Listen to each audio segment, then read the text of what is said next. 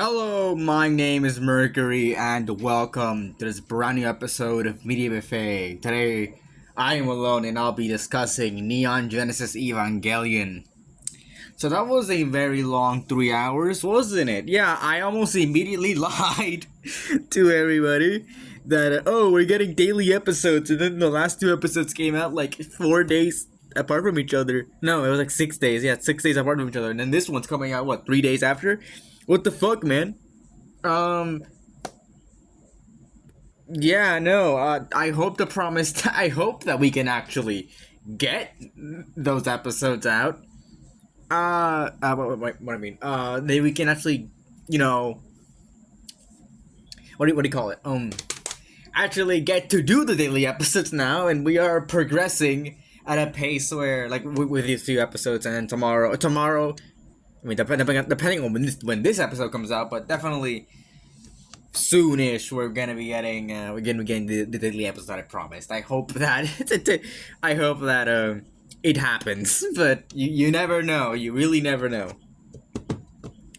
what can occur in these things. But yeah, we are talking about I am talking about Neon Genesis Evangelion, and this is a very heavy anime. I gotta say, it's definitely one of the weirdest things I've ever seen. And I don't see a lot of weird things, but it's definitely the most one of the weirdest things I've seen in my lifetime. It's still very good, and it's still amazing. I'll talk about that, but I gotta say, I knew. Okay, so in some context, basically, this episode was kind of like conceived very early on in the podcast. Like, we wanted to do an episode on Neon Genesis, but just never happened, and a lot of people left. So, and I was like, I still had that itch, and when I was looking for episodes, things that we had, ideas that we had for episodes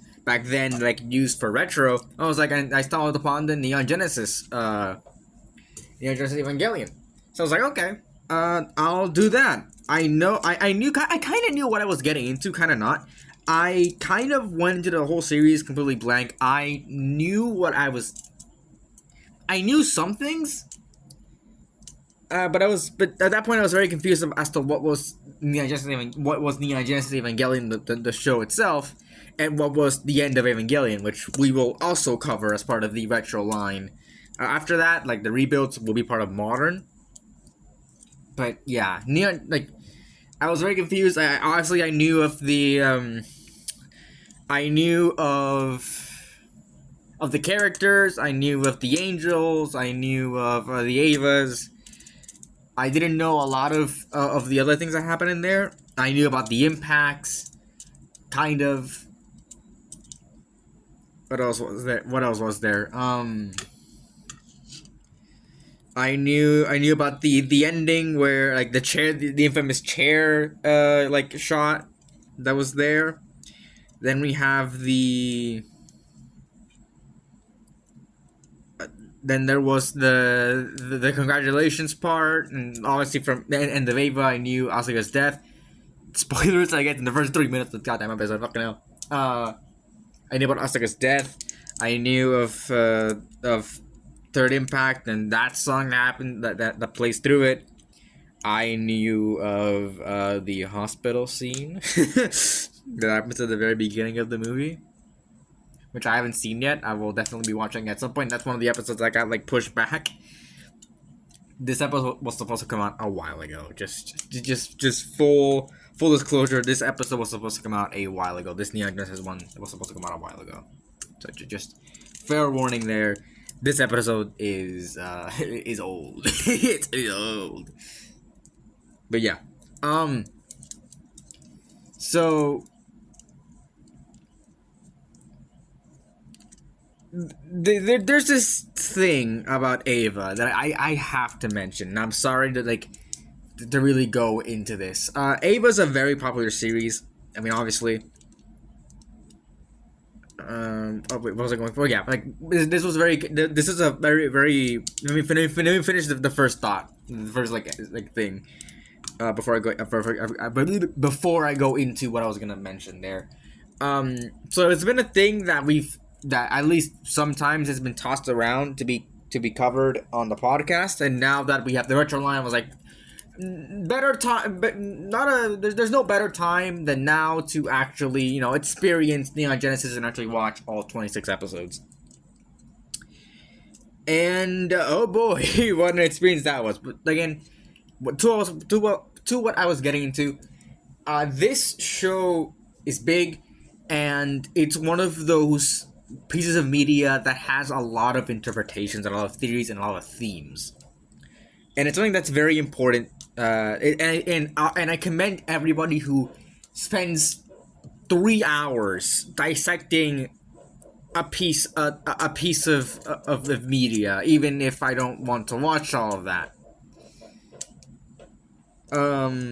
Like before this episode, because I didn't want to go into it like not knowing a lot of stuff and not sounding like I'm being stupid and not like understanding things.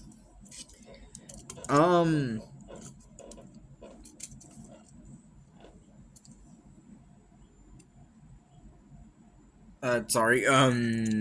I watched a 1 hour something episode video on YouTube made by I forgot what the name of this person was.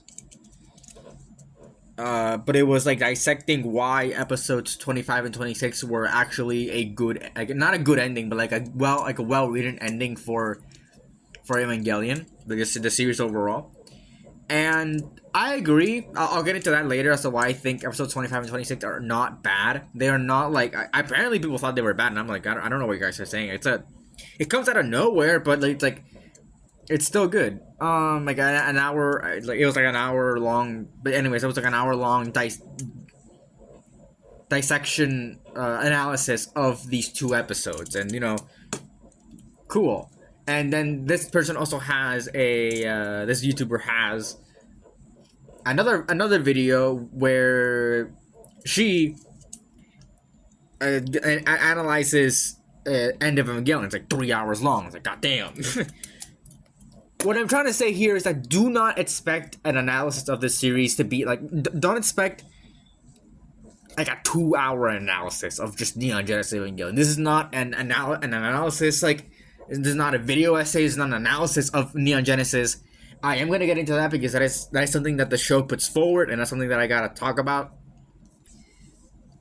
But I won't be analyzing it completely, and don't expect me to get into like the psychology of it all. I mean, I might a little bit to see how well written certain parts of the show are, and like other stuff that's in there.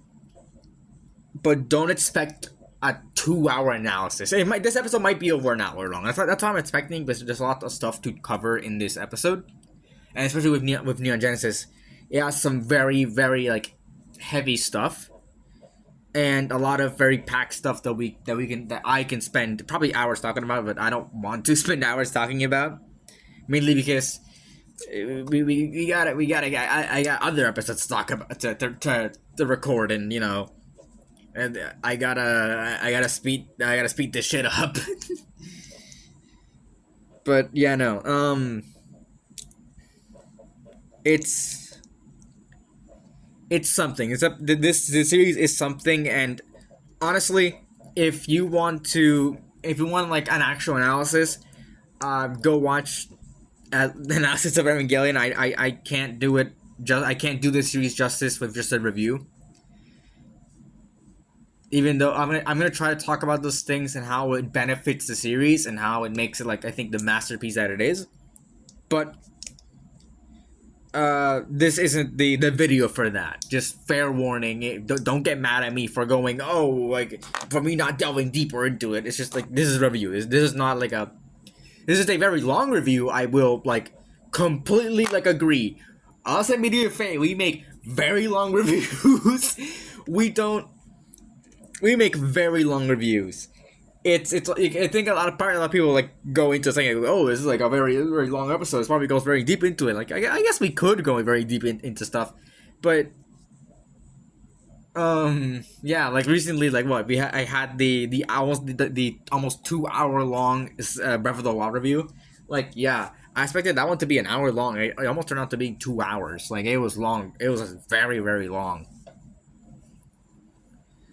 So yeah, no, like it's like we have very, very long reviews here at MediaFA. So I understand that people some go into it thinking that it's a little bit more in depth than like it's more in depth than a lot of other reviews, and I get a lot of other reviewers, and I guess it is. I guess we do go things one by one and analyze like somewhat analyze them and like see how why they work. And but yeah, no, like that is the MediaFA way. And something that we've always done. So yeah, no, but anyways, it yeah, I would love to do a full on like analysis, like for my channel, for my YouTube channel. I would love to do a full on analysis of Neon Genesis. It's something that I think I could do. It's like I love these sort of psychological, like these like these pieces of media that really make you think and like people can take different stuff from. I love covering. I love that sort of stuff, and I would love to cover it. But I would need to watch it more than once. I have only seen Evangelion once, and I think a lot of people. I think from what I've seen, a lot of people really recommend watching it twice, and I get it. Like first time around, it's really polarizing, and I gotta give before you even get into it. I gotta give kudos to this series. It actually made me like feel something. Like when I was getting to like the last 2 episodes, I felt this like air of unease and dread that I've never felt in a show before. And it was purely psychological. It is masterful. Like genuinely masterful. The last half, peak fiction. I would love to I would like to say peak fiction. It is so good. Including episodes 25 and 26. I gotta keep saying that. But I will be making I'll be making my own analysis and my own interpretation of what happens in 25 and 26. Because again, the series is left a lot to interpretation. But anyways, I think it's enough preamble to what is for the show or for the anime. Since this is an anime episode, not a show episode. And Evangelion fans, please don't get mad at me. I hope you understand this is a review, not an analysis. I know this show's been around for a long time. People like to be very intellectual about it, saying how people, oh, you didn't get Evangelion. It's like, I mean, maybe you need like a level of intellect to kind of know what's going on. You have to pay attention to the show, definitely. But like, come on, it's one of the most popular like animes ever. Like, people will watch it regardless if they will be able to understand it or not. So yeah, let's get into it. Starting off, we always start off with the animation and action. Okay, so first of all, the action is masterful. I love it a lot. Like, it is really creative, and it doesn't really reuse a lot of like set pieces. Like, sure, a lot of like the fights are set in Tokyo 3. I think that's what its name is, Tokyo 3. Yeah. And Tokyo 3 it's mostly it's always there, but there are because every single fight scene is like a different angel. It's never like the same thing, and there's different ways to like fight them. It's not just it's not just like repeating the same thing. There's different ways, and the angels do different things. It's very interesting. It's very, very interesting to see like how the pilots beat the angels, and like the different circumstances that they go through to beat them, and what they need to overcome them. Like there's the what is it, the triangle one, or like no, not the triangle one, it's like the prism one that they have to shoot from afar because it just deflects everything using its AT field. Or no, it's I think it's anti-AT field, I'm pretty sure. I think that's what it's called.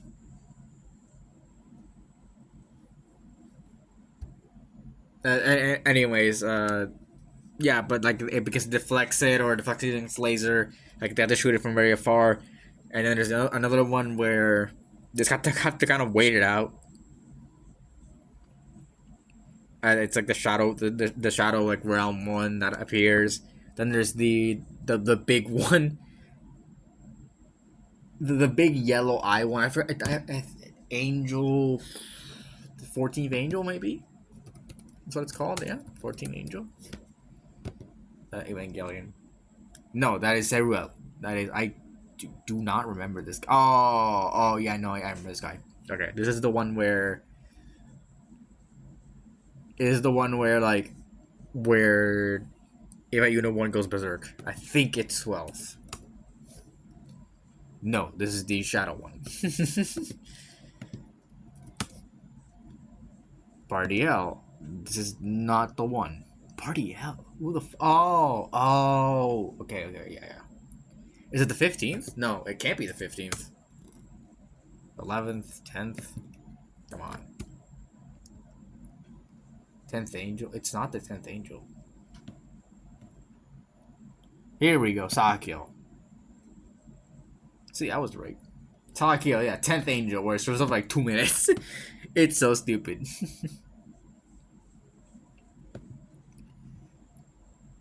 That is definitely rebuild.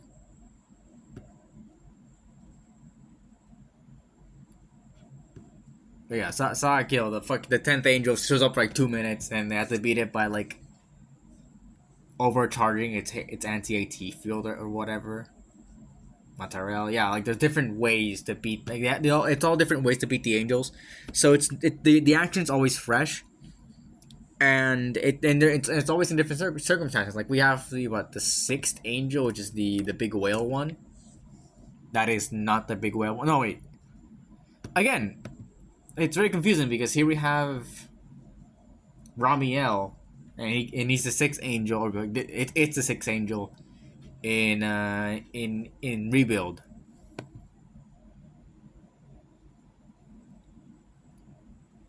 But Gagiel is the 6th angel in the series proper. See, let me just check these. Angels rebuild of Evangelion.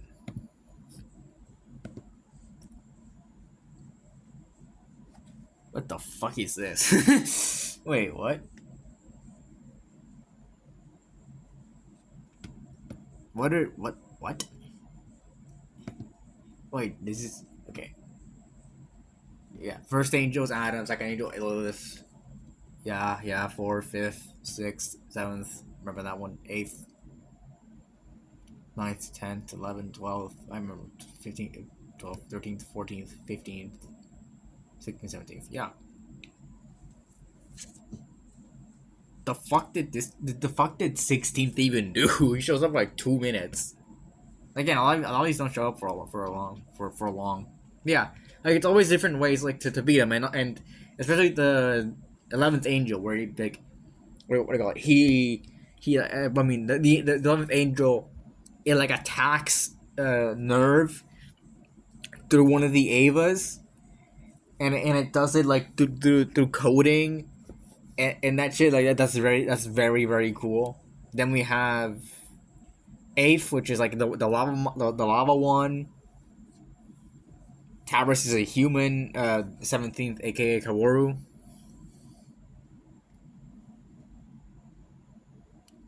15th looked very important, and then it wasn't. To be honest, the most like one of the most important ones obviously was third angel, and what's this one?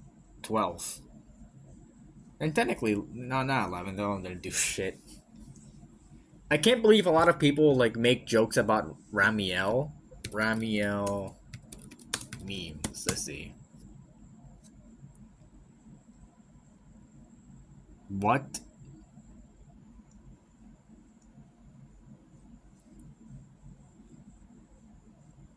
Let's see. Ramiel. Is this one where they have like screen times, or is it like screen time?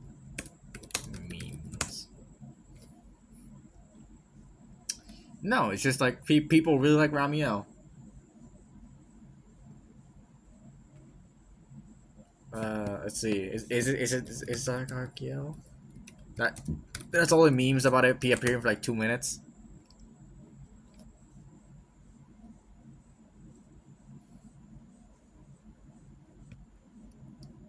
Uh,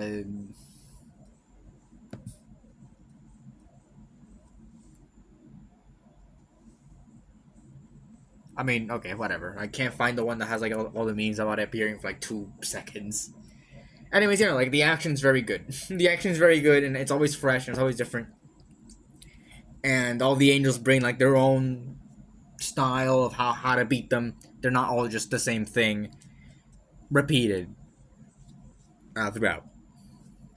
So, like the animation itself is also very good. It carries it a lot. There's not like any blotches here. And there at some points you do notice where the budget was getting a bit tight. I can definitely tell that like as the show went on, especially maybe with when episode 24th happened, I can tell like the budget went down for the show and they couldn't finish it how they wanted to finish it. I can see where the production constraints really happened with the show, and maybe like it happened throughout. Like they never really leave Tokyo 3 for a good while. So maybe like throughout the entire show, there was very like a very constrained budget. They couldn't do a lot of stuff maybe that they wanted to do.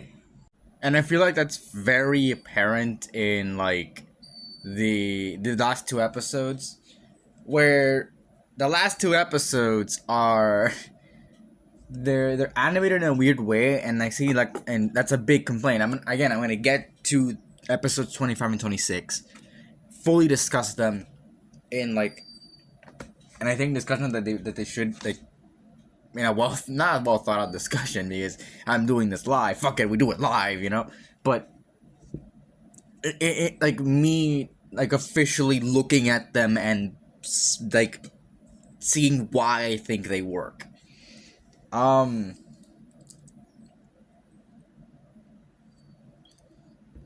25 and 26, people criticize the animation for them because it's not to the same level as we saw in the other episodes. And something I guess it's something that maybe happened throughout, like maybe they had more, but like maybe they kind of blew their budget in the first half or something, and then the second half like it wasn't that, like they couldn't do a lot of stuff that they did, because something that I felt going into the second half of the show, that the action became, not that it became lesser, but but there was a lot more space between it, and all of the angels were beaten like I was like they got beat pretty quickly.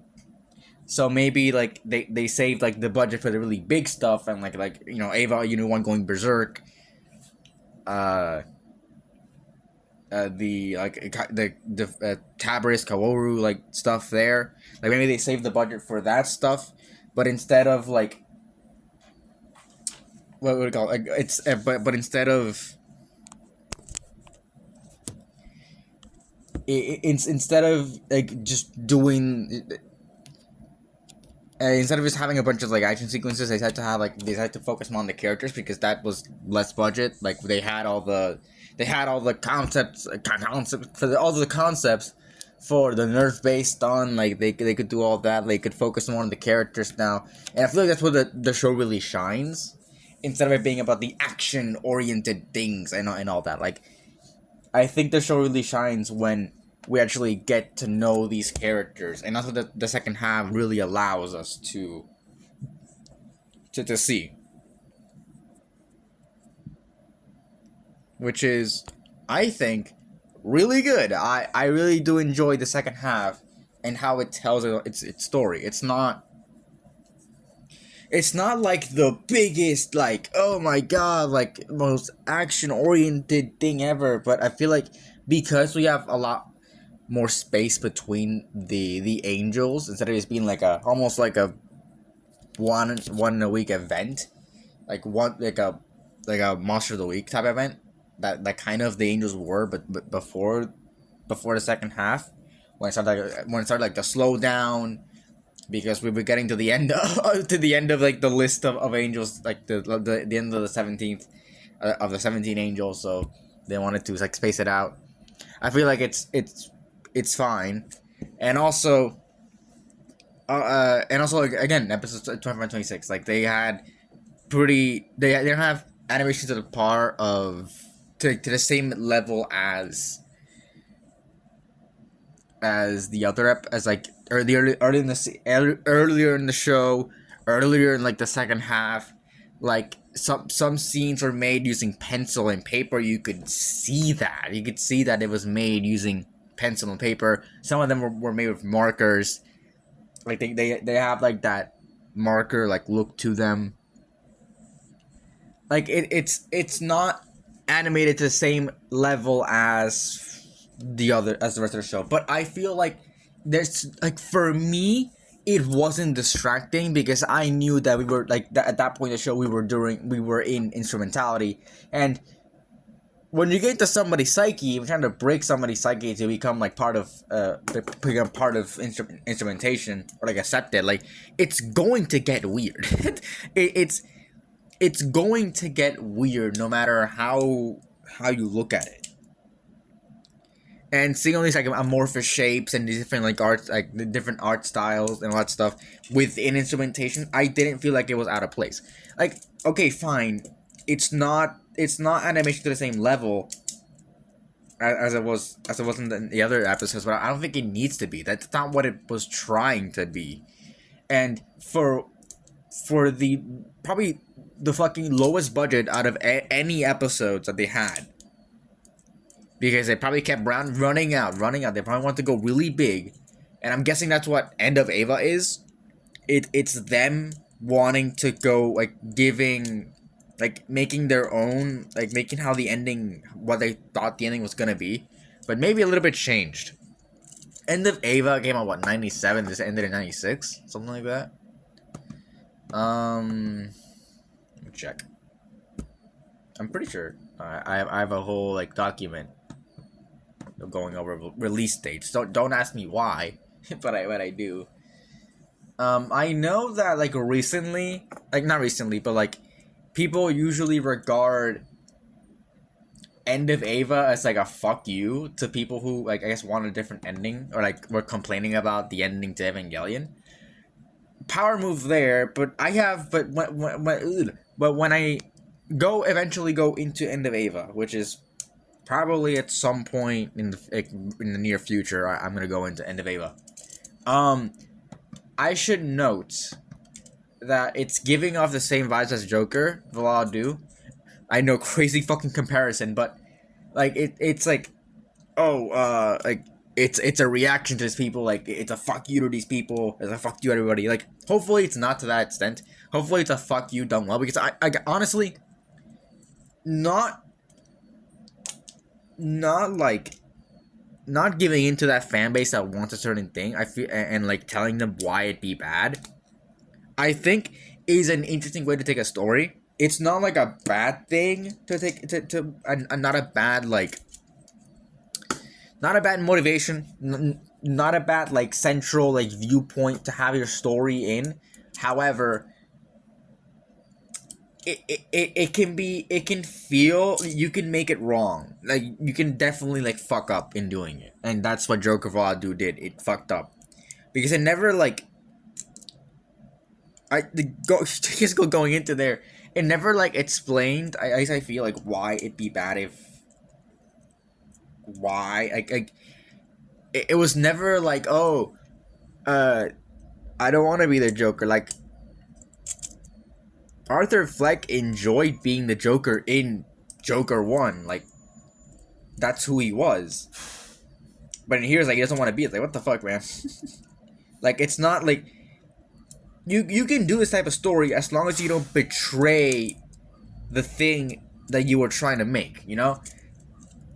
That's the thing. Like, to make this type of story, to make this story where you tell the audience that what they think is wrong, you have to stay fun. You have to not betray yourself and what you wrote as a creative, because when you do that, you look bad and then they're right, because then you try to prove them wrong, and then what you used to prove them wrong was bad.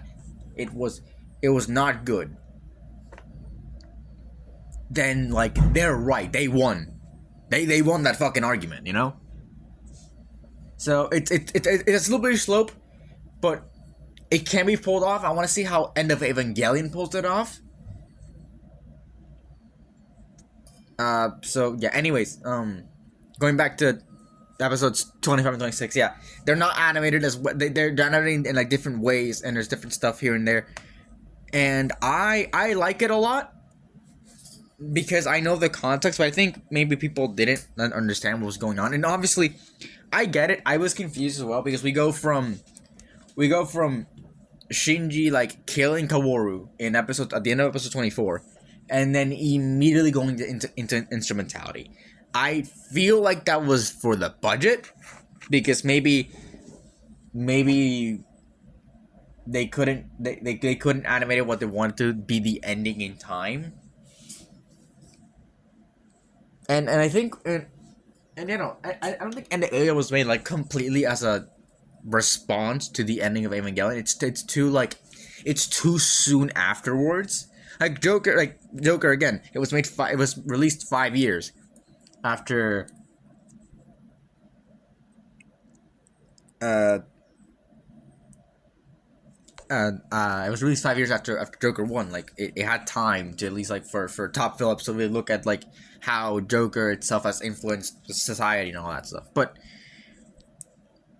like Evangelion, like Annabelle had to be like animated way before, like probably during the airing of Ava. Maybe Ava was a big, I don't know if Ava was a big success in the 90s. Let me check. Was Evangelion a success? Why did Evangelion? I'll look that up later. In the 90s.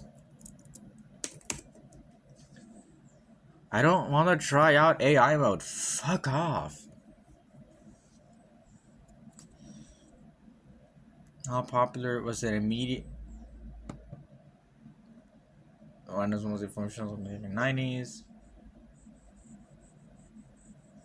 You know. Okay. Like it was popular in the 90s. But then it was why did Evangelion end so badly? I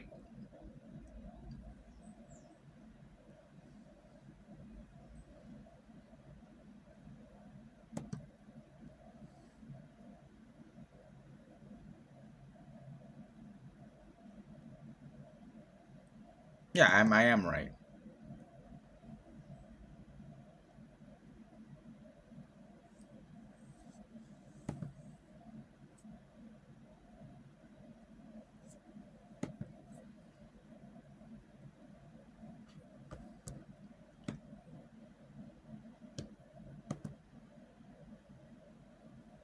Finding the main plot, I don't think it a bad like looking at this. I want to go into it now, but like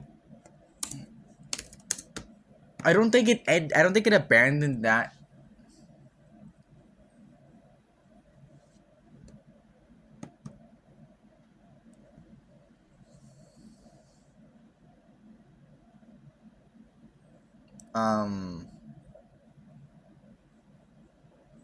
Like it didn't abandon the main plot.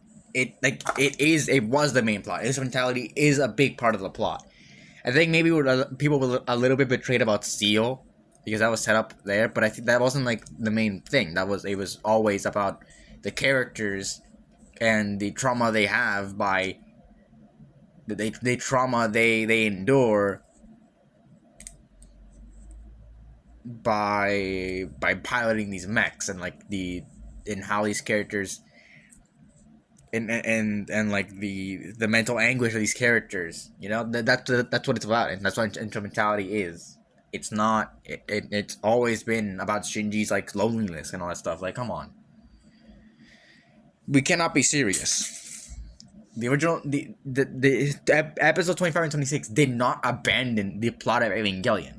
Like, come on. Anyways, yeah. The animation, like, finishing this off, because I agree, it's been going on for a good time, for a good while. The animation and action of Evangelion is fantastic. I don't mind the changes going on afterwards. Like in the second half, it's been towards the end where where we see stuff there. Like we see like the pretty like on like compared to the rest low budget like ending. I will have to watch I found the video I was talking about. It's made by Codex Entry. I apparently started watching this already. I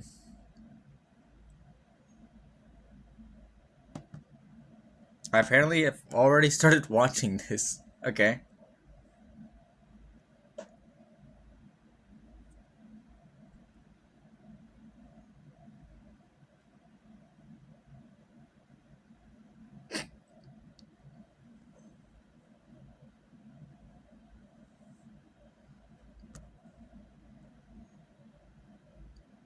That is okay.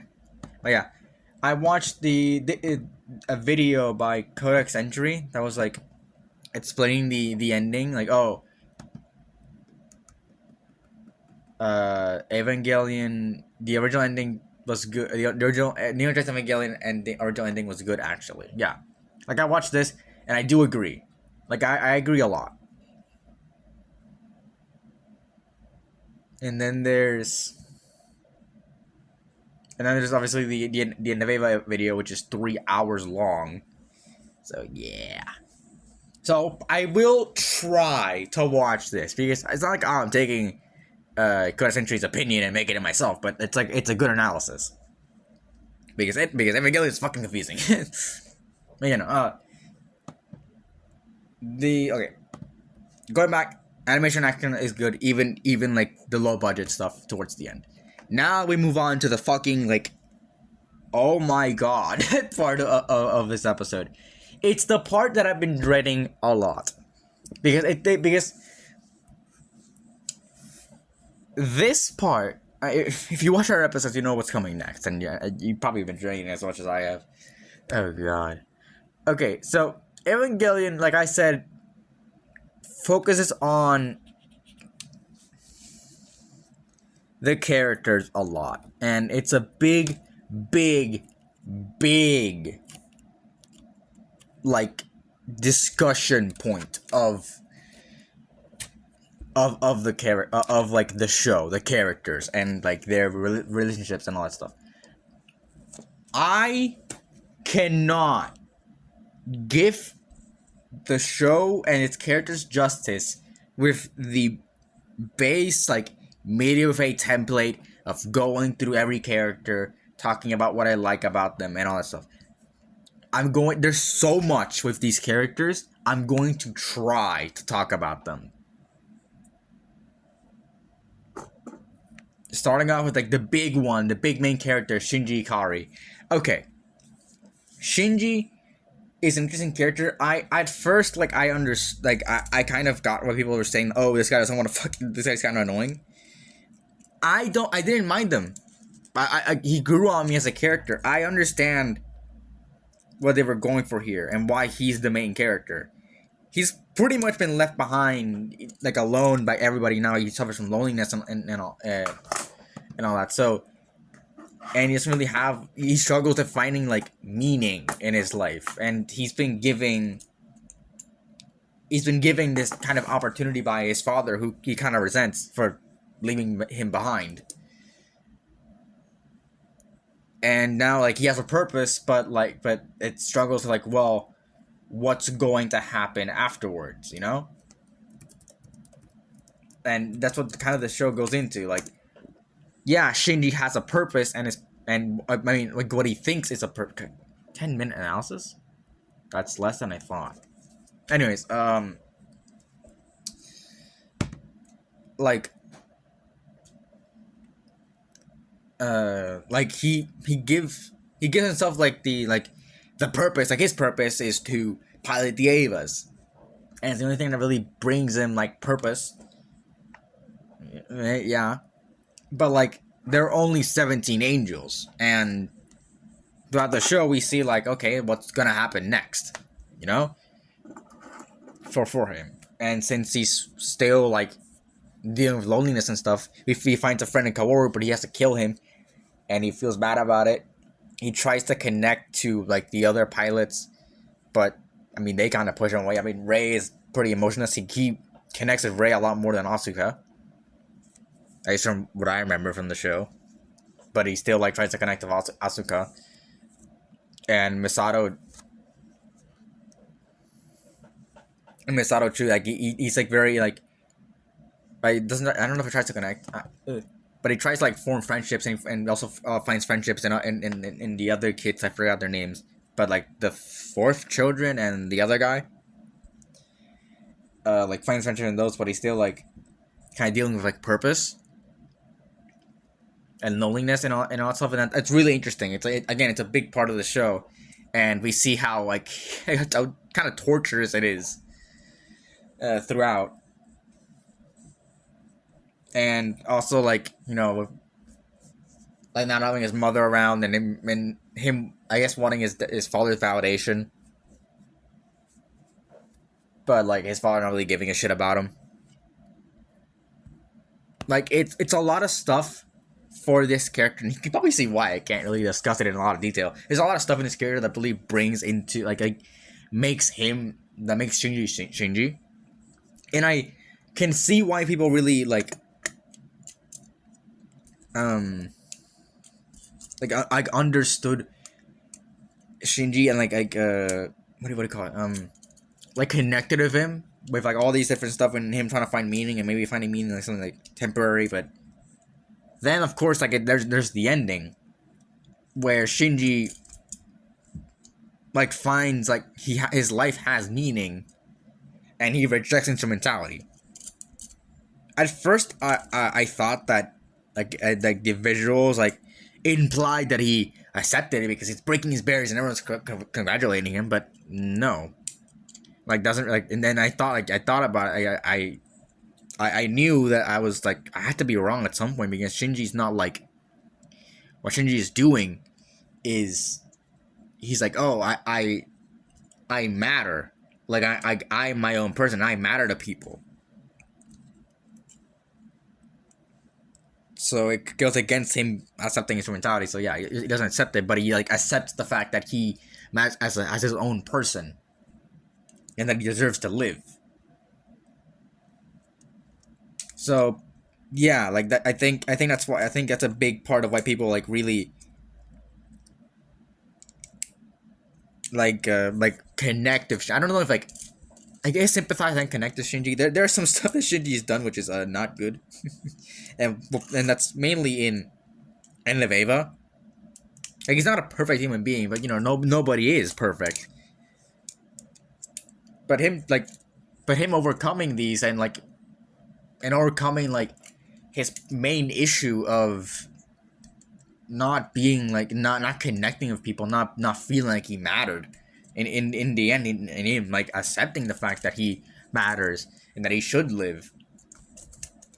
Like it is a beautiful message. It really is. Like even even if you think that you don't matter to people, there is someone that does care for you,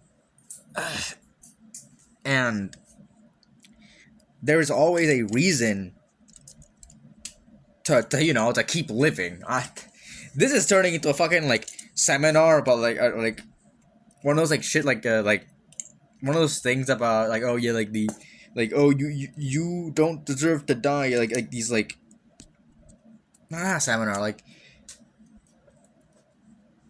what's this, like, these gatherings where it tells you like, oh, like you find peace in like Et's religion or whatever the fuck. Like it feels like that, but like it's just, I guess, like basic shit. Like yeah, like people like even like it's just like even outside of that, like, yeah, which is, I guess it makes sense because this show kind of unintentionally, it's because I think it's because like the create like Ano and the others like thought like the Christian like stuff was cool.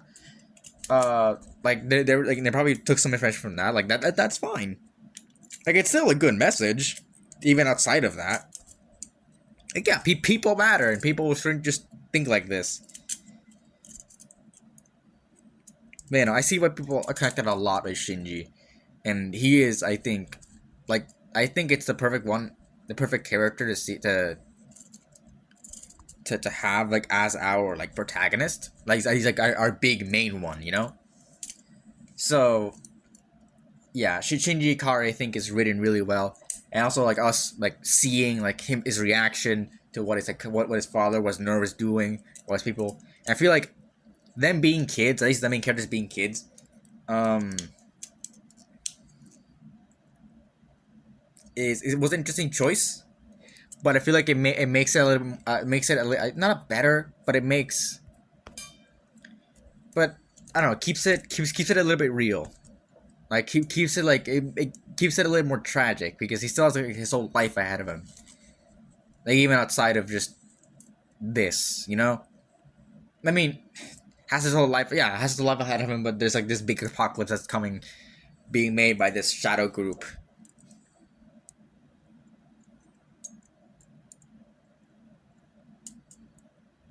Uh, but yeah, like even in like the face of apocalypse, and like in the face of a rather depressing apocalypse, Shinji like prevailed, and he found like the reason like he needs to live. Like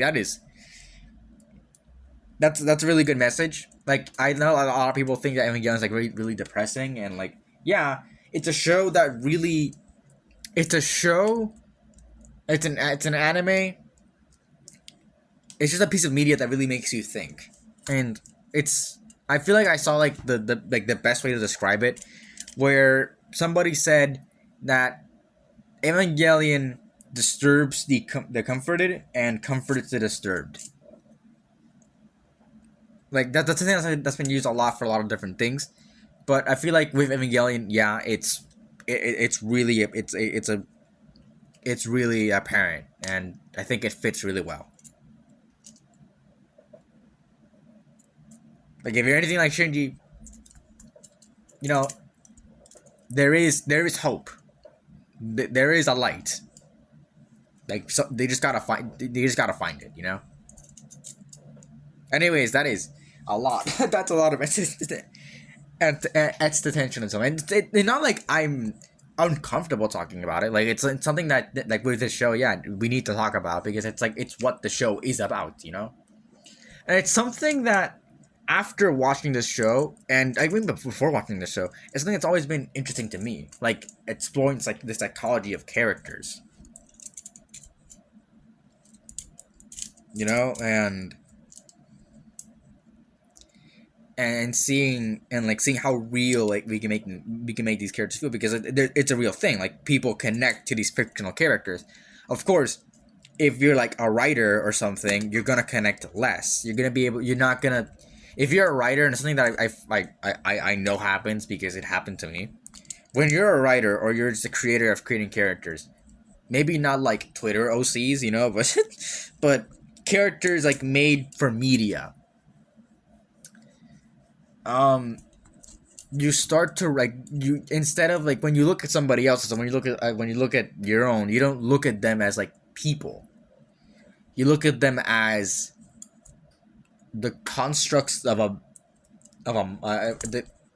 constructs of somebody else's creations, and they are, and instead of them being like, I guess something that people have to connect to, they become like a vehicle to show the writer's like capabilities and how good they really are at their job. you stop seeing it as that, and you say, oh yeah, I connected this. Like the writing's really good because I managed to connect. It's not like, oh, I managed to connect with this character. Like, oh yeah, I connected this character because the writing's good. You look beyond that, and you look beyond them being I guess them trying to be like realistic and having all these goals, and like you're like, oh yeah, like the writer made these choices as well, which is an interesting thing that happens when you're a writer. Like you stop looking at it as like it stops being it's like it stops being like this mystical world, and it starts being like you seeing the mind of the writer and how good those ideas came to be. And it's really interesting. I think it's really interesting. But yeah, let's move on to the other character, Rei Ayanami. Rei is an interesting character. There's a lot there. I know it's not revealed here, which a lot of stuff isn't revealed in this show. I'm gonna be real. I don't mind that a lot of stuff a lot of stuff is left for it in Neveva. I know that's because of the budget constraints and like some other stuff, like maybe they ran out of time. But Rei is also interesting. I feel like leads this like loneliness, people being lonely, like this the main theme about people being lonely, because Rei is completely emotionless, and the whole show is about like maybe Shinji like her trying to find emotions, and like her like not feeling a lot of the stuff, her being kind of robotic. But obviously she is still a human, like I mean a clone, sure, like, but still human. And we see that Gendo cares for her, but like Rei's weird, like Rei's a bit weird in that regard. Like her apartment, like she has to like stay in like a state of mind because like I don't know, she might break or something. Like she might her mind might her mental state might break if anything is like off. I don't know, but it's so interesting because Rei like being this emotionless like character, and us seeing her like gain him like at least gain empathy throughout the show, like when she's about to die to when she dies. I think I remember which one it was. It was like it was the 15th, right? Yeah, that's the 15th did. It killed Rei. it killed Rei. Yeah, that's what 15th did. So yeah, no, like yeah, like Rei's a really interesting character, and also like because she gets the clone at the very end, like we see like the clone's mentality. I think she may or may not have her memories. I don't think I don't know if it does like all of them. I think maybe it does. Like she remembers like dying.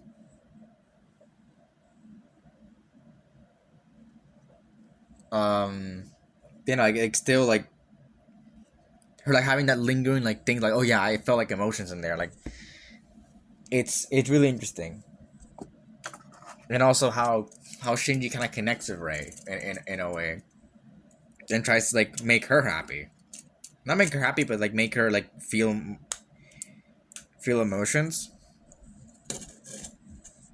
You know, Rei's a really interesting character. I can't go into it a lot. I mean, I kind of went into it a bit here, but you know, Rei's very interesting. I know she gets a lot more in End of Eva. She's a really big part of End of Eva.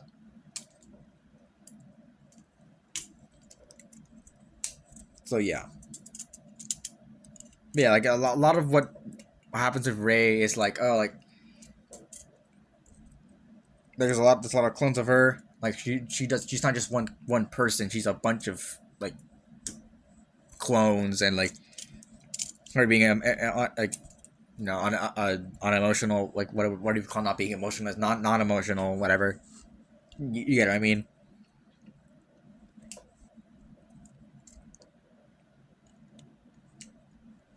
Like her I guess trying to be human but not really. Like not being able to connect until you know Shinji comes along. Yeah, like it's really interesting.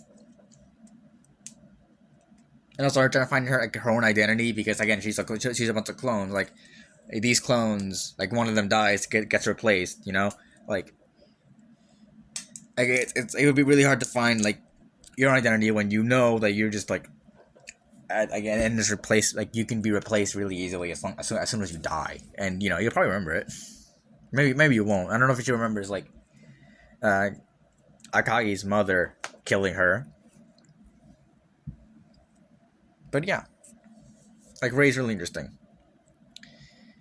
The other I want to move. I'm gonna move on to the last like main character, like main Ava pilot, Asuka Lanley, because she become like she's Soryu in this show, and then like what was it like Asuka Lanley.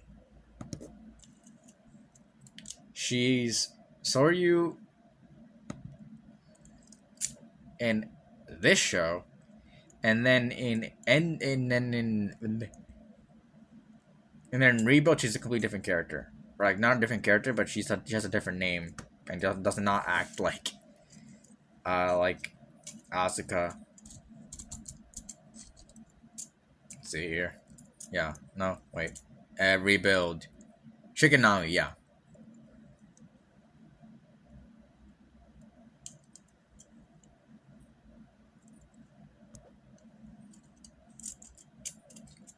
Okay, Hirakiano. Yeah, Asuka's also really interesting.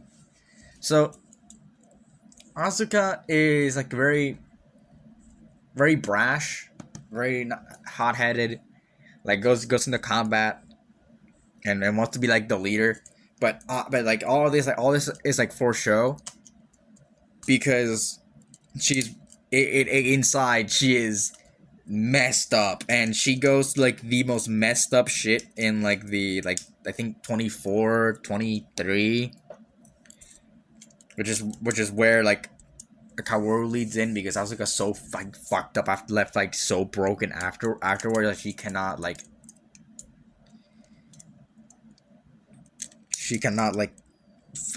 even get in like the pilot, like, and not continue piloting the Ava. Obviously she pilots the Ava in Evangelion, but that's besides the point. But yeah, Asuka, like, she's tormented by her mother's suicide and like seeing like her mother break. Apparently after like doing stuff with Ava Unit 2, like there's like stuff like the Avas have souls in them. Again, like that, I don't know if that's really explained. Maybe that's more like in End of Ava, but I mean we'll see. Yeah, Asuka, God, she goes through some shit, and obviously like again like she puts on this face of being like very brash, very bold, very hot-headed, but it's like it's a mask for like how she really is. How like tormented she is, and how like she's vying for attention, because like her mother didn't give her any after breaking, and her dad died. Shit, I closed the I closed the notes. What am I without my notes? Nah, I can carry without notes. It's just that like it's easier for me, because if we go through without notes, then it's a fucking mess. But yeah, Asuka. Okay, like I think her father died, right? I'm not stupid. Let's see here. Also, if you hear rain, it's rain. Daughter. Okay, yeah. An employee. Sorry. Zeppelin. Oh wait, no. Sorry, Kyoku Zeppelin.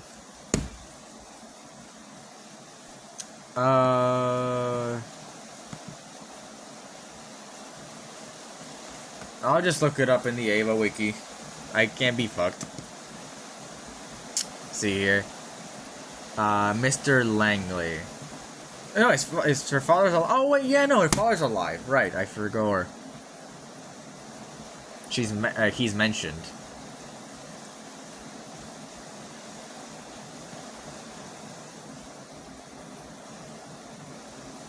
Yeah, okay.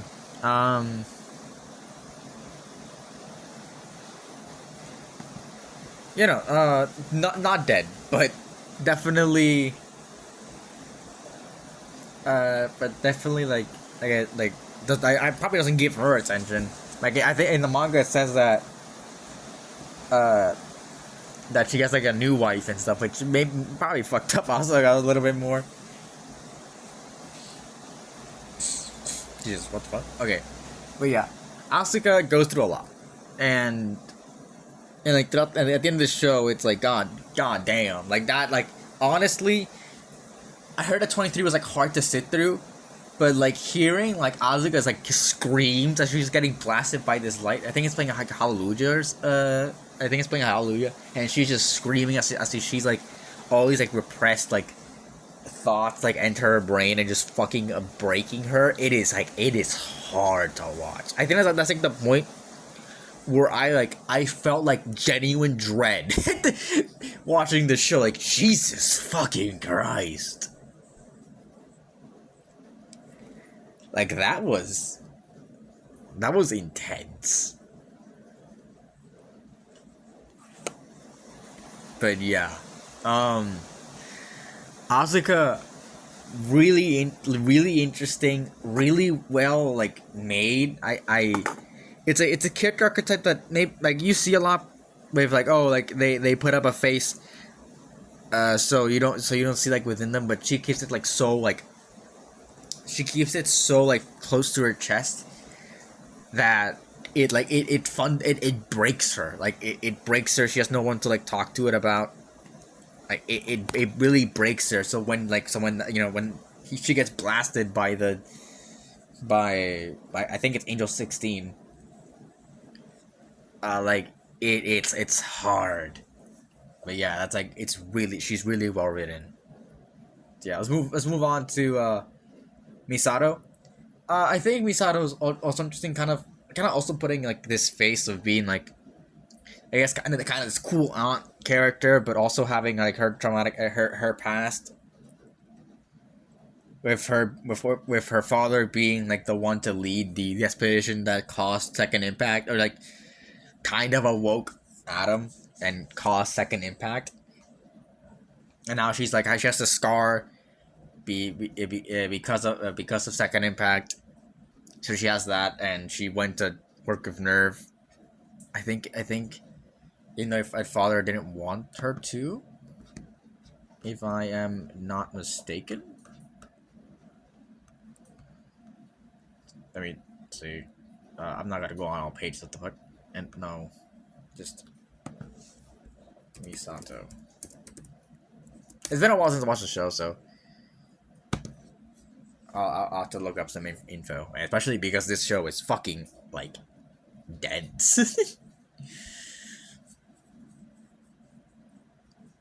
Mm-hmm.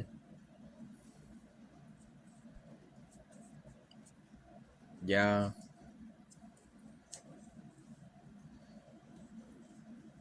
But yeah, like she's kind of fucked up. Misato's also kind of fucked up. And you see, like, and so, like sometimes she like connects it, like she like sympathizes with Shinji,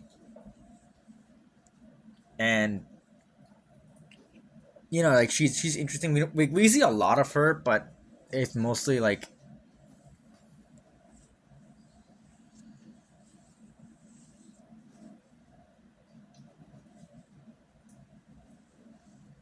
it's mostly just her like at her job in Nerve.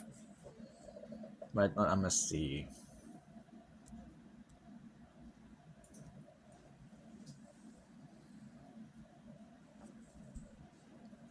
Yeah, like she didn't. Like I think she didn't talk for like a year or something. Like,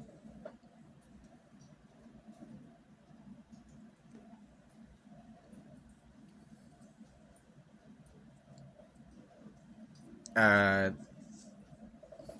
yeah, like she seems really interesting. I'm just curious to like to learn about, especially with like how important like her dad is to the show in general.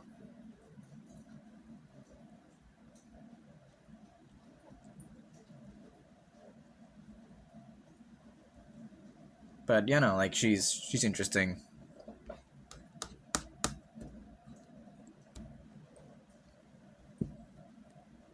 And I don't know how much to talk about here. but yeah, like she went through a lot. We have her like originally Ryoji, where she kind of hates him at first. We just what he actually wants to do, and like and actually like reconnects with him, and then we see how that breaks her at the like not breaks her, but like really like has an impact on her at the end, where when we learn that Ryoji got killed by somebody.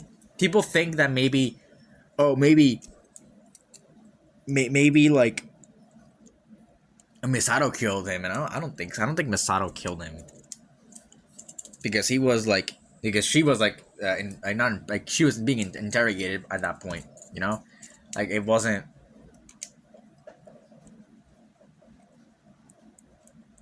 It wasn't like it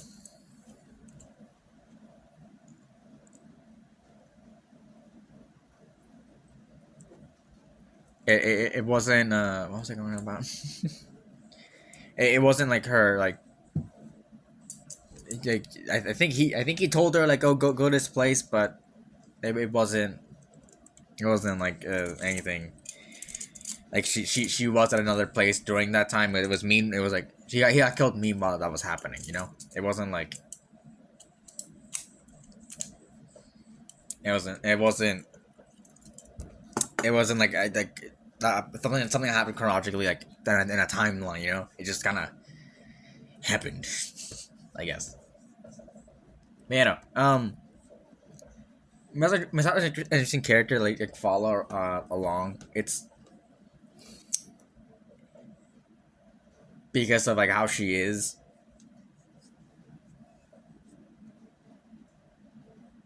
But like, I don't know if she has like as much like development as maybe like again the main kids. I feel like that's because she is an adult already.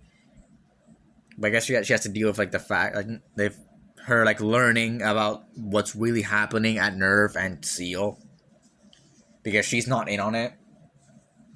Some other people are, and her like being the trusting of Ryoji, but then like her finding out that maybe there is some truth to what he's saying.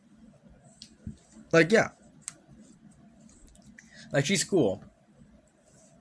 I know something happens in the that people don't really that people not against Misato, but hasn't happened yet. So when we go into that now. Anyways, moving on to Ritsuko Akagi, a character that I thought would like. She doesn't have a lot. Kind of like Misato has less than Misato really. But still, like, quite a bit. Like, she, again, like, her mother, and she was, like, there. Like, her mother, like, they worked for the first, like, the organization that came before Nerve, which I think is Gihern.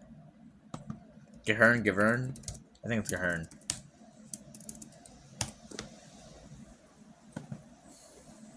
Yeah, Gihern. Which was like,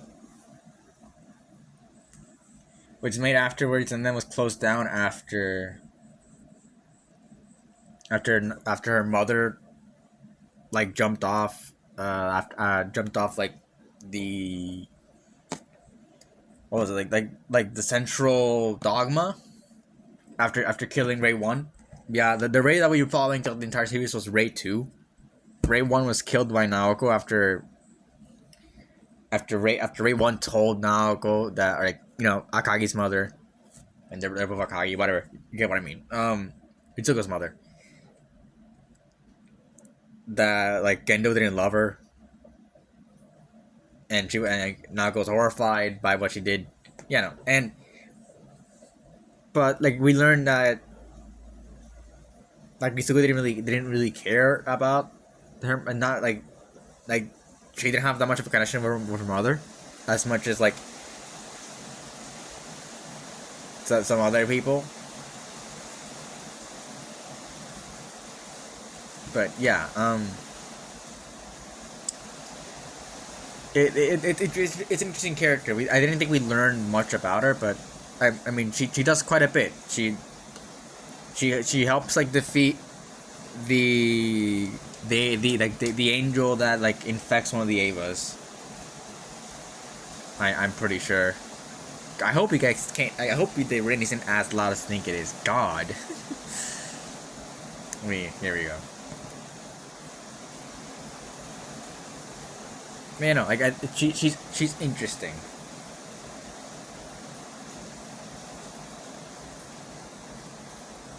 And she's also like, I think she's involved with Seal a little. Yeah. Dummy plug system. Also, I love for Gendo. I don't remember that, but I mean, has to be a really good person because that's why she. Oh, it's good. What's in her work stems for love for Gendo. She was romantically involved with Gendo at some point. Okay. Love hate, yeah. Yeah, she's interesting.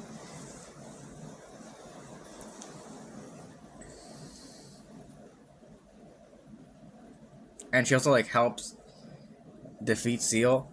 She joined Seal to basically destroy from the inside, like, you know, like,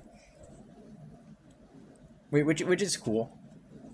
It's not that I hope to learn more. I think we learned enough of this character to really know like what her motivations are and what she wants to do, like and like what her character is. You know, like she's really interesting to see. And there's a lot of moving parts here and a lot of stuff that makes her like and we see like how clear her motivations are, you know? Like it's cool. It's cool. Yeah, next up is Ryoji Kaji.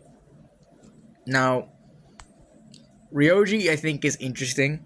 Is it very I mean everyone here is interesting, but like he doesn't like have a lot of that trauma that a lot of characters have. Like for example, like Misato has like the trauma of like the second impact and all that, and it hurt, and kind of putting his face like the kid, like the pilots have all of their like big fucking trauma. Ritsuko has like the love hate relationship with the mother, not as big as some other characters, but definitely like it's there. Ryoji doesn't really have any of that, but he's still like as a character, I think he's cool and us seeing like what he does. He's like a triple agent for Nerve, Seal, and the Japanese government. He's trying to like stop it all, and like you stop Seal from like being able to get to actually do third impact. But yeah, no, like really a really interesting character, and it's sad that he died. I gotta say, but I like how I kind of portrays him as a cool comic collected person, but he's like like really professional, like really serious, and like what he and why he does things. He has like plans within plans. Like he gives Misato like a what's it like a drive or something, which like details like in case like things go wrong, like you know like she has that and she can continue on with his plan.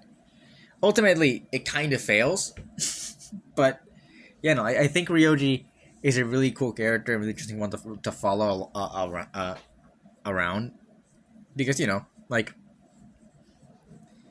he's like the kind of the one that really sparks the fire that leads Misato to trying to stop Seal. Right, I trying to infiltrate Seal, trying to find out what Seal really wants. So yeah. Next up, our final I think big character that for me like to at least mention here is Gendo Ikari. Seeing how distant he is, like he's mostly like a thing to have Shinji like to Shinji be as a character a lot, and like he's the main drive for a lot of characters here. Like he's cold.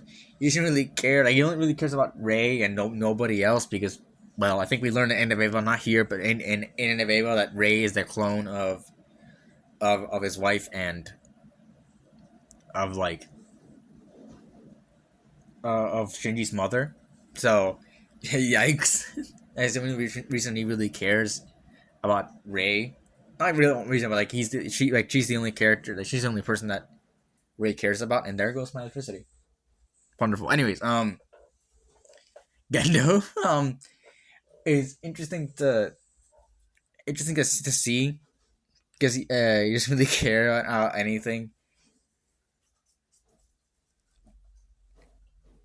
and honestly, I can tell people don't like him a lot,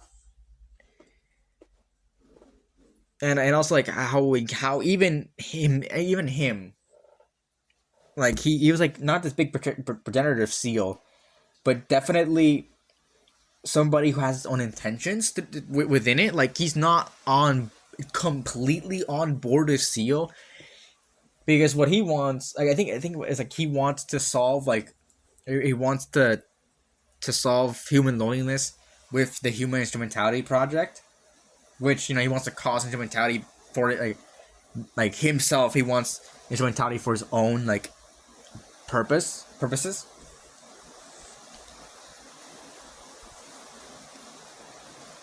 And yeah, it's just it's all. Like, he also runs like a parallel to Shinji because Shinji kind of feels the same. Like he like Gendo also like pushed back on everybody, but Shinji's a lot more honest about it. Like Shinji's a lot more honest as a character than Gendo is. Gendo is a lot more like conniving, like cunning, like doing a lot more stuff in the background, and doesn't really want to solve his problems by opening up to anybody. No, he wants to fucking cause instrumentality to make people connect like as forcefully in that regard. But yeah, Gendo's interesting, and a really interesting like it's like a antagonistic force that the show has. But yeah. Next up are some other characters. Like there's the Shinji's friends. They're fine. It's like they serve mostly like to kind of further Shinji's character. Like us seeing like I forgot who the fourth Shonin's name is, but us like seeing him get chosen, and then like seeing Shinji's reaction to that. Like that's again that's a cool moment, but that's mostly like a Shinji thing. Like a bunch of the other characters that we see like have connections to all of them. Like yeah, they have their own things, but like it's not enough for me to put them on here. I guess it's like one thing and that's it. Jesus fucking Christ. Yikes. Okay. The rain. I'm not gonna stop recording. I don't care. We've recorded in worse conditions, We've recorded in worse conditions than fucking abysmal like torrential rain. Anyways, there's a character there that people like say like is a nihilist and gets like killed by gets like turned to Fanta by Ray, like a bunch of Rays. I don't remember that character that much, to be completely honest, but yeah, he's there. Yeah, no, there's just like a bunch of characters here. Like you see like how they like how they connect to the main like themes of like loneliness and like purpose and all that stuff. Like yeah, like we see that, and I think that's really really cool. Yeah, no. With that being said, let's move on to the plot, because not as much as I have to say with the characters, but there's still quite a bit here that needs to be mentioned. All right, so I want to talk for the plot. I want to talk about the first half and the second half separately, because they are different. they're different. So the first half is very like action oriented, and I think around episode 15, right? 13, 15, around like it's not the midpoint, but definitely what people consider the midpoint. Let's see, Evangelion.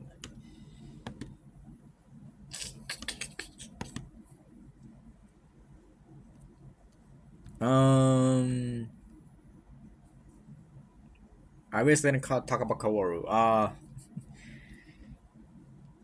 I skipped. There's not much to talk about there. He tries to befriend Kenji, or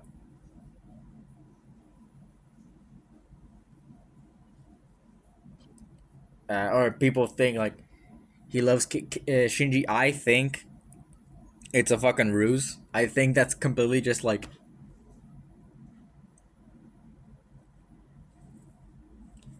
I think it's just to maybe get him to. What's it to at least spare him because they realized that Shinji was fucking killing everybody.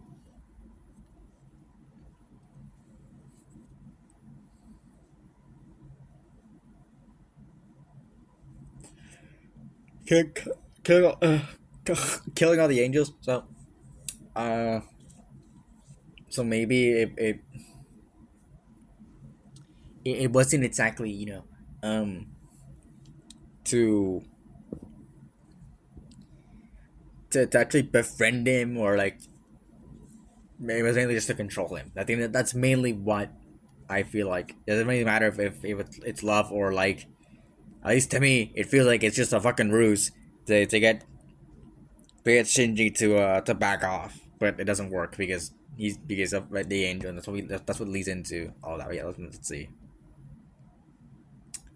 Yeah, so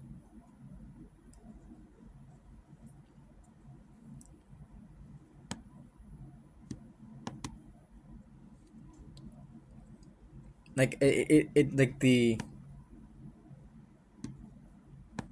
what the fuck? Oh, okay.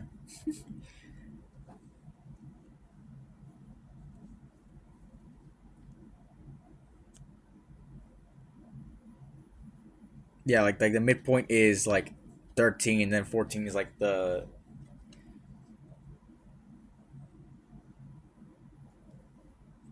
like a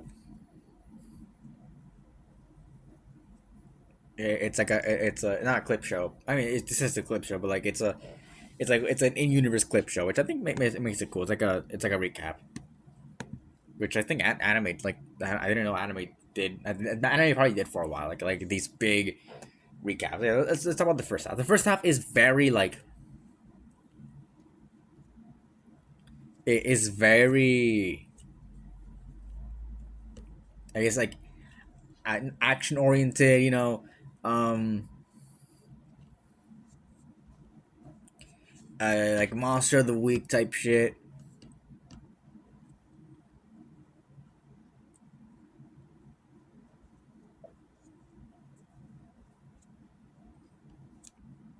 And we see like there's a lot of Ramiel is a big one.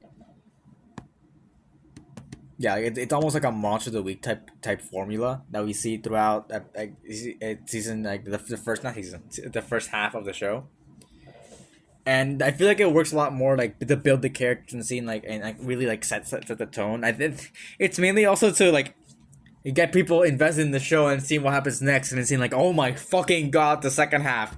But yeah, like the first half is almost a very different show, but it lays the foundation to what Evangelion is meant to be. Like it sets up like the angels, the Avas, the characters, like it's all of that up, and it has like the mystery, the second impact, and like all that stuff. Like it's not like it doesn't feel it feels different, but it doesn't feel like a completely different like fucking narrative. Like it feels like it's meant to be here. So yeah, and then there's the second half, which is much more like character focused. Also seeing like the characters and like other people and their anguishes and like and their doubts and actually like interact. Like it is like, it's hard, but I think the first half really sets it up really well. Some people don't like the seal stuff. To be People sometimes don't like the seal stuff. Like what happened to seal in the show where like it wasn't like it wasn't like it explored a lot more, but I don't know like seal as an organization I don't think it needed that much because that but we got what we knew, like we got what we wanted from this organization. Like they want to cause instrumentality, but we have Gendo, which is like oh like I want to cause it for a different reason than them. Like they are not like them, and they're not the main villain. Like Gendo trying to set it up in his own way is kind of. So yeah, like I don't think Seal is really that needed of a. Like it would be fine to learn about them, but like the fact that Gendo diverges from them, the fact that people want to see what like why they want like it's mainly about like instrument like trying to stop them from causing instrumentality as much as like trying to find like why they want to do it. And even then, it's Gendo like who wants to cause her for loneliness, and Gendo's motivations are what is tied to the plot, not Seal's. So I don't think we needed Seal to really learn a lot more about this super shadow organization or whatever the fuck. I don't really mind that we don't learn a lot about them. Anyways, but yeah, I think the first half and second half really complement each other. Obviously, they have to fucking complement each other, but like it's done really well. It's not paced horribly. It's not slow. I don't think it's slow. I think it's slow, but it's slow in a good way where it doesn't drag. Like there's a difference between dragging and just being kind of slow. Like in its narrative. I don't mind slow stories. I know a lot of people don't like them, but I don't mind slow stories. If that time that it uses to be slow is at least like used well, you know? It's it's interesting. It's a very it's thing to talk about because I think Evangelion uses its like its pacing really well to really tell who the characters are and showing the characters and their and again and their stresses, their weaknesses and all that stuff. Like it takes that sweet time, but that sweet time is used really well. And then there's episodes 25 and 26, which people don't like. I like them, but I know it's not. I know that people have their problems. Like, oh, it comes out of nowhere, it just ends. I don't think it just ends. It's a culmination of Shinji's character, which is what the show is about. The show is about Shinji as a character, instrumentality, and all that stuff is just the vehicle to tell the story, and also to tell the themes. Which, yeah, like it's about loneliness, but also finding the fact that you have purpose, like, and finding that you can connect to people, that you like, and these connections are sacred, and doesn't matter. It doesn't matter how terrible you feel. There's a light somewhere out there, and you can find it. So like, and it tells us like the Christianity stuff and like the other like religion based like imagery. And sure, this is imagery because I know like not a lot of people in Japan are Christians, but that is like that is technically a big part of that of those religions, like and Abrahamic religions in general. But yeah, no.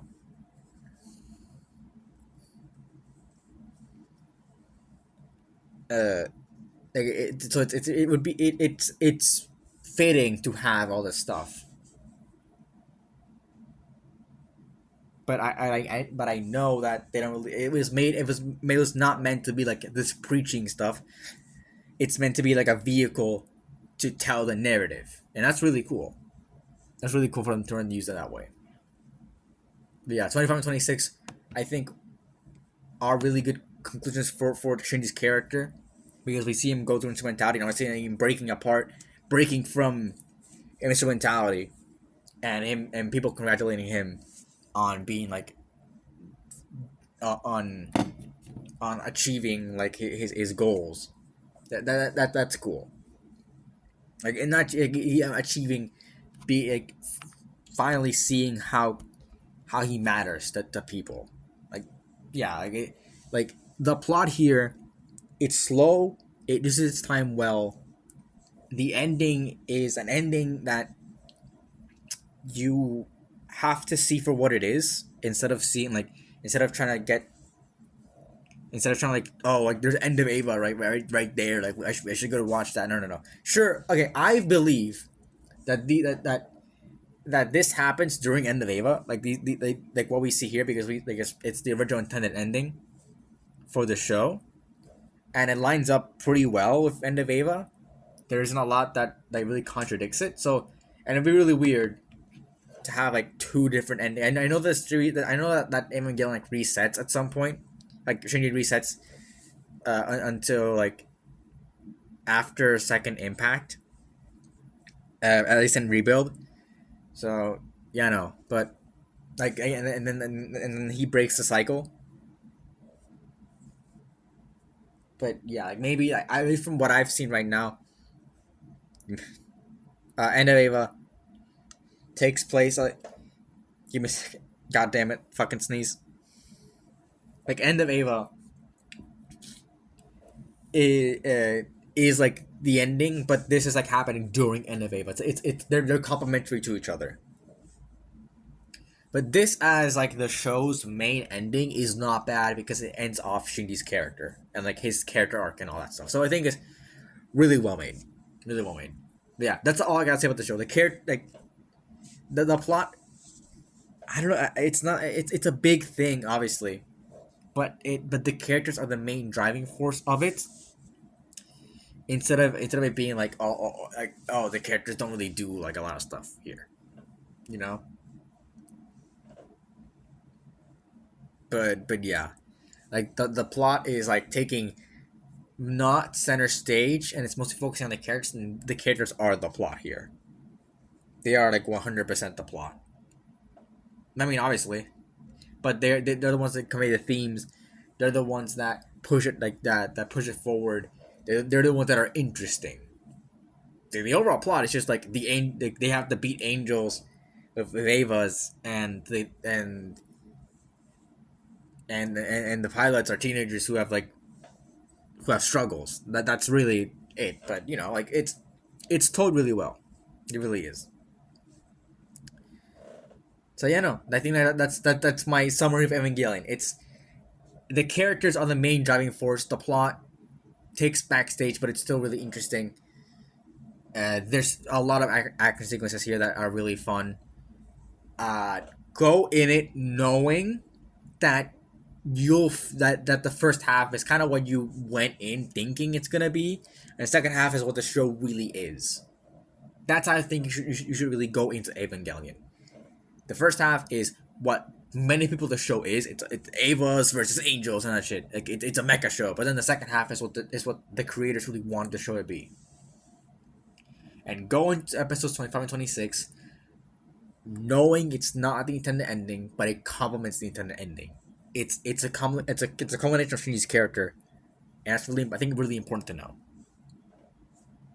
But yeah, Neon Genesis Evangelion is an S tier anime. It's a must watch, even if it feels like, even if it feels weird to watch. I feel like it's a must watch.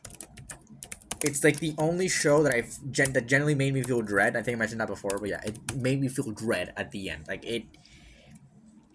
it's heavy. You have to go into your mind like it's gonna be heavy. You have to mentally prepare yourself to watch the show. But yeah, no, it's really good.